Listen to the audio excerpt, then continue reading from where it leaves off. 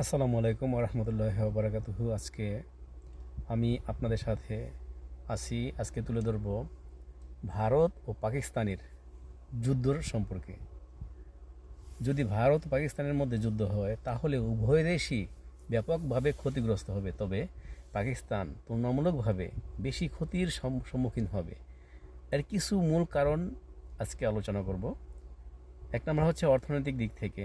ভারত বিশ্বের অন্যতম বৃহৎ অর্থনীতি, বিশ্বের পঞ্চম স্থান, বৈদেশিক মুদ্রার রিজার্ভ ও শিল্প খাতে শক্তিশালী।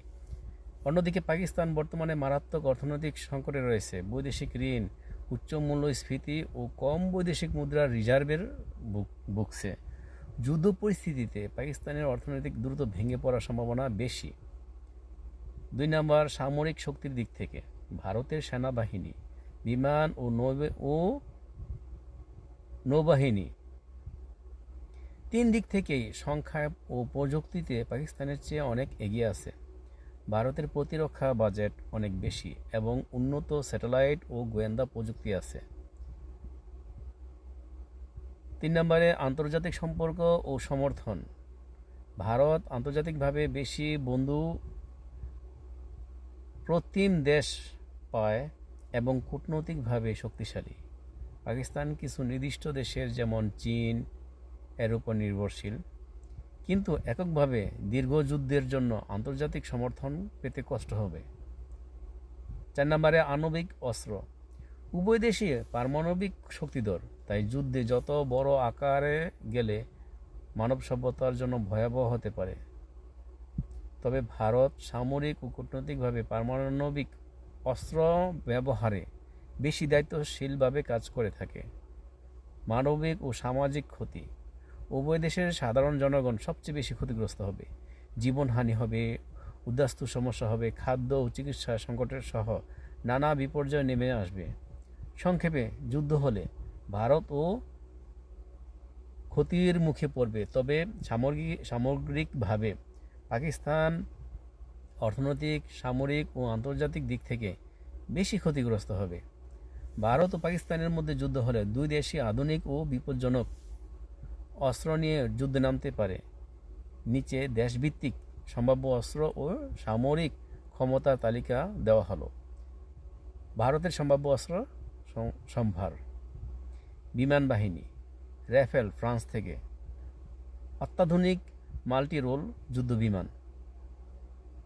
সুখুই Su-30 MKI রাশিয়ান প্রযুক্তির শক্তিশালী যুদ্ধবিমান। মিরাজ 2000, তেজাস ইত্যাদি। মিসাইল: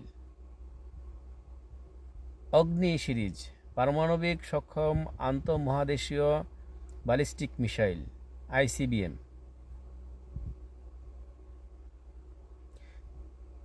পৃথ্বী সিরিজ স্বল্প পাল্লার ballistic missile. BrahMos supersonic cruise missile রাশিয়ার সাথে যৌথভাবে তৈরি। নৌবাহিনী: INS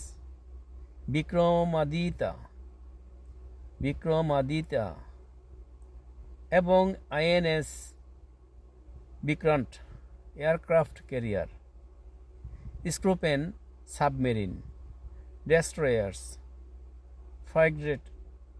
ফ্রাইগেটস, nuclear submarine, Arihant class. 4 নম্বরে, স্থলবাহিনী: T-90 ও Arjun tank, Pinaka rocket launcher, Bofors ও ATAGS, হাওরিটজার পারমাণবিক অস্ত্র যা আনুমানিক 160+ পারমাণবিক warhead. Second strike capability, nuclear triad, air, land, sea, 3টার মধ্যেই আছে। পাকিস্তানের সম্ভাব্য অস্ত্র সম্ভার: এর মধ্যে রয়েছে বিমান বাহিনী JF-17 থান্ডার, চীন পাকিস্তান যৌথভাবে তৈরি। F-16 ফাইটিং ফালকন, যুক্তরাষ্ট্র থেকে প্রাপ্ত। মিরাজ I অর্থাৎ 1, 2, 3, Mirage 3, Mirage V missile, Shaheen series ballistic missile, Ghauri missile, মধ্যম পাল্লার মিসাইল, বাবর ক্রুজ মিসাইল। এবার আসি নৌবাহিনীতে। ছোট পরিসরে সাবমেরিন ও যুদ্ধজাহাজ, Hangor class, limited value water capability. স্থলবাহিনীর ক্ষেত্রে আছে আল খালিদ ও T-80 ট্যাঙ্ক, আর্টিলারি ও রকেট সিস্টেম। চীনা সহায়তায় তৈরি কিছু নতুন অস্ত্র, পারমাণবিক অস্ত্র, আনুমানিক 165+ পারমাণবিক ওয়ারহেড, কিন্তু সেকেন্ড স্ট্রাইক ক্যাপাবিলিটি সীমিত। ভারত সামরিকভাবে পাকিস্তানের তুলনায় অনেক বেশি শক্তিশালী, বিশেষ করে নিম্নোক্ত দিকগুলোতে। আমরা যদি তাকে দেখি যে আসলে যে যুদ্ধ চলছে বা যুদ্ধ হবে, যদি যুদ্ধ হয়েই যায় তাহলে অবস্থা কী হবে, তাহলে দেখি আমরা কি কি ক্ষেত্রে শক্তিশালী কে বেশি। সামরিক শক্তি, মিলিটারি পাওয়ার দিক, ভারত পাকিস্তান সেনা সদস্য 14 লক্ষের বেশি অ্যাক্টিভ, 6 লক্ষের মতো যুদ্ধ বিমান, 2200+, 1400+ ট্যাঙ্ক, 4700+ 2600, যুদ্ধজাহাজ 295+ 155, পারমাণবিক ওভারহেড 160+ 165, অল্প বেশি। সামরিক বাজেট $73 বিলিয়ন, যা কিনা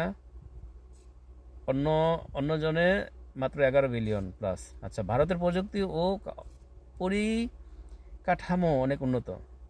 ভারত নিউক্লিয়ার টায়ার্ড সম্পন্ন করেছে, বিমান, ভূমি ও সাবমেরিন থেকে পারমাণবিক হামলার সক্ষমতা, কিন্তু পাকিস্তান এখনও তা অর্জন করেনি। অর্থনৈতিক শক্তি, ইকোনমিক পাওয়ার দিক, ভারত পাকিস্তান জিডিপি 3.7 ট্রিলিয়ন, যা বিশ্বে পঞ্চম। অন্যদিকে $341 billion plus reserve, $600 billion, 8 billion নামমাত্র। বৈদেশিক বিনিয়োগ অনেক বেশি, খুব কম শিল্প ও প্রযুক্তি বিশ্বমানের। ISRO আইটি হাব সীমিত পর্যায়ের। আন্তর্জাতিক মর্যাদা, ভারত G20 BRICS QUAD এর সদস্য, জাতিসংঘে সক্রিয়। যুক্তরাষ্ট্র, ইউরোপ, জাপান, রাশিয়া অনেক বড় শক্তির সঙ্গে বন্ধুত্ব। পাকিস্তানের উপর আন্তর্জাতিক নির্ভরতা কম। IFM ও চীনের ঋণের নির্ভরশীলতা বেশি। জনসংখ্যা ও বাজার, ভারত বিশ্বের সবচেয়ে জনবহুল দেশ, 140 কোটির বেশি, বিশাল বাজার। পাকিস্তান 23 কোটির দেশ, তুলনামূলকভাবে ছোট বাজার। সারসংক্ষেপ, সামরিক, অর্থনৈতিক ও প্রযুক্তি ও কূটনৈতিক দিক থেকে ভারত পাকিস্তানের চেয়ে অনেক বেশি শক্তিশালী। আপনি কি